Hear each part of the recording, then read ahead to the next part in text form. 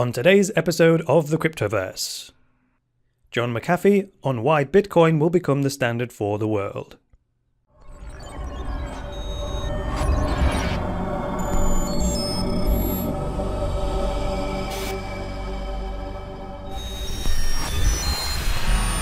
TunnelBear is the simple VPN app that makes it easy to browse the web privately and enjoy a more open and secure internet experience. Try TunnelBear for free by checking out the link in the video description below. Hi there guys, and welcome to the latest episode of the Cryptoverse, your regular dose of news and commentary on Bitcoin, cryptocurrencies and blockchains. I am your host, Chris Coney. So let's get into today's news. So just before we get into today's news, let's just deal with this. It says here, Trump pump, Bitcoin price surges following election upset. I've seen this headline on multiple news sites. I don't think it's true, so when we see something like this, what do? We verify it or falsify it by going to the Bitcoin charts. So let's have a look here on Bitcoin Wisdom. Let me just change my color scheme here to white instead of dark, because then you'll be able to see it easier on the recording. So I'm looking at the Bitcoin chart right now, and if I zoom in a bit, a surge to me, this doesn't look like a surge. So today is the 10th of November 2016. The election results in the UK were announced yesterday, which would be the 9th of November, and neither today's or yesterday's candles show anything significant. Yesterday's candle has a peak that goes up to 740, but that's lower than a week ago when we had the big $745 peak. So I wouldn't exactly call that a surge. Now if I go out on my zoom, it neither gets anywhere near the previous surge that went right up to $778 back in 2016. What's that, the 6th month? So that would be May or June time, when it went up to 778. So a surge would be an explosion in upward movement. And looking at the candles for the last 2 days, doesn't even slightly qualify. So I would call that falsified. It's surprising that the election result hasn't actually affected the Bitcoin price at all, really. There's quite a bit of volume yesterday, but even then, it's not extraordinary. It's even less than the red one there, which was from the 3rd of November, when there was a big crash in the price on that day, which was way before the election, right? That was a 7.6% loss in the Bitcoin price on a trading volume of 11,000 odd Bitcoins were trading on that day. And that's all bigger, more significant than yesterday when the election results came out. So Bitcoin price surges on the back of Donald Trump election? No, absolutely not. So today I turn to CryptoCoins News for this article entitled John McAfee, Bitcoin, quote, will become the standard for the world. So here we go. It begins by saying John McAfee, a former programmer for NASA during the 1970s and the creator of the first ever antivirus, entered the packed blockchain money conference room to rousing applause. Now, one of the main reasons I've chosen to cover this article today is because I can actually verify what's in it, since I was actually there. I was at the blockchain money conference for last weekend, and John McAfee in particular was one of the speakers I was personally really looking forward to seeing and hearing. So here's a quote from John McAfee. It says, quote, information only has value based on who wants to buy the info and its contents. And then he goes on to say, Bitcoin is the information. The value of information is the information itself. So John's a security expert, right? So that's the lens through which he sees the world. And the point he began with in his speech was that before Bitcoin, you might, as a hacker, you might steal a bunch of information, but you'd have to find a buyer for that information in order to make some money. And the example he gave was to say you stole the blueprints for a new stealth fighter from the United States government. You'd have a very limited market of buyers for that information in order to turn it into cash you could spend. He then pointed out that Bitcoin is essentially information. And so a Bitcoin is essentially a piece of information. And the reason that makes a difference is because Bitcoin is the value. So hackers can steal the actual value and spend it, which is kind of a first. And that's why he emphasized that very point. Now, moving on to this yellow bit here, it says, this is not a quote now, this is just the article. It's something that he said in the speech, but it's not quoted. It says, there are 100 million phones that have spyware or a keylogger on them, he continued. And hackers are monitoring these phones. On their systems, they have criteria laid down that says, notify me if someone downloads one of these 20 wallets. And now you can go and download the Mycelium wallet. I'm not sure why that's in the article, because that would be one of the ones that the spyware would be looking for.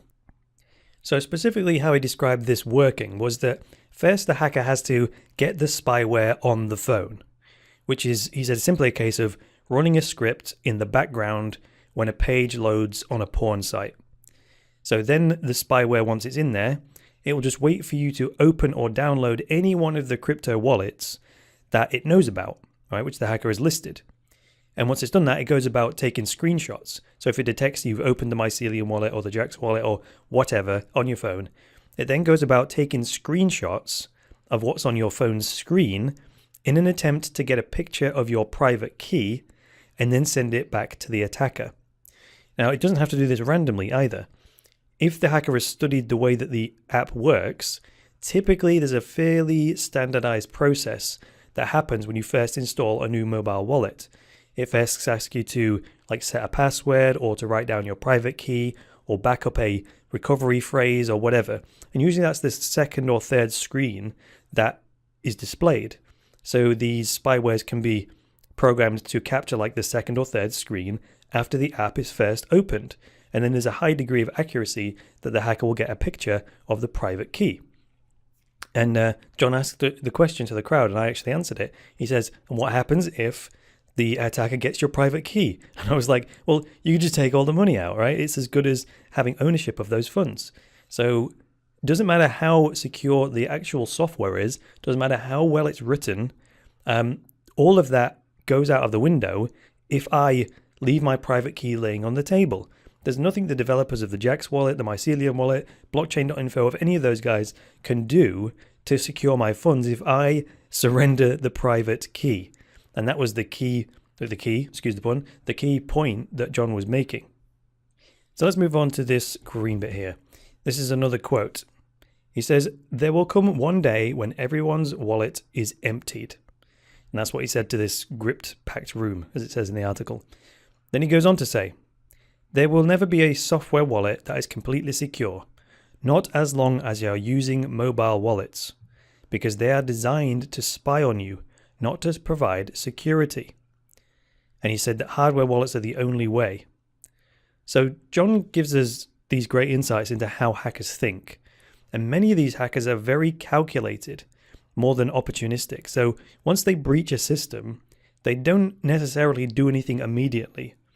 They patiently prepare their hack. And in this case, it would be, the preparation would be, say, building a base of 100 million phones that have Bitcoin wallets on them, but the funds are still in there. So then what the hacker would do is stealing all the coins at once means there's no time for anyone to get wind of it and then to take precautions. You don't know about it until it's too late. So that's why it's beneficial to take it all at once. And then he pointed out that when you think about it fundamentally, smartphones were designed to allow you to capture every kind of information about you and then send that information across the internet, like your location for GPS and satellite navigation, your health information, all these health monitoring apps, pictures, messages, videos, emails. This is exactly what a smartphone is designed to do. So, what was designed to secure Bitcoins? Hardware wallets. They are designed to perform a single function of securing your Bitcoins or other coins and only let some out when you authorize each individual transaction. So that's why John McAfee in his speech says, look, hardware wallets are really the only way. And trust me, he made a really compelling case if you listen to the whole speech. Anyway, moving on to the blue bit. The article says, in explaining that they are setting up a new mining pool, quote, he said, we rewrote all the software. What's out there is the most insecure piece of software I have ever seen, close quote. So John has this Bitcoin mining operation, I think he said it was in North Carolina, right next to a hydroelectric power plant. And as he says here, they have created a completely custom software and computer system to run their operation. And of course, that's all based on John's knowledge as a security expert. And he says, when people bring me ideas for new apps and whatnot, he says, I'm not looking at the business case. His mind automatically goes, oh, I can get in here, I can get in here, and I can get in here. Because if a system isn't secure, then it's doomed eventually, isn't it? So now let me move down to the purple bit here. Here's another quote. He says, I don't agree with the DAO hard fork, close quote. He said that in passing during his presentations to cheers in the room. And yes, he did get some cheers on that. Once the presentation was over, this is the author of the article saying, I found him surrounded by a crowd, taking pictures, and managed to quickly ask some questions, beginning with why he doesn't agree with the DAO hard fork. Quote, the DAO hard fork reverses time, he said. Time goes only one way, forwards.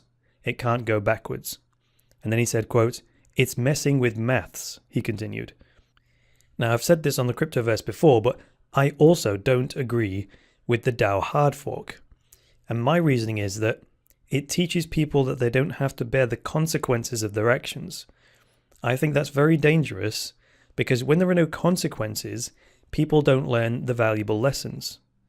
If you have no memory of the pain, then your brain won't remind you the next time round.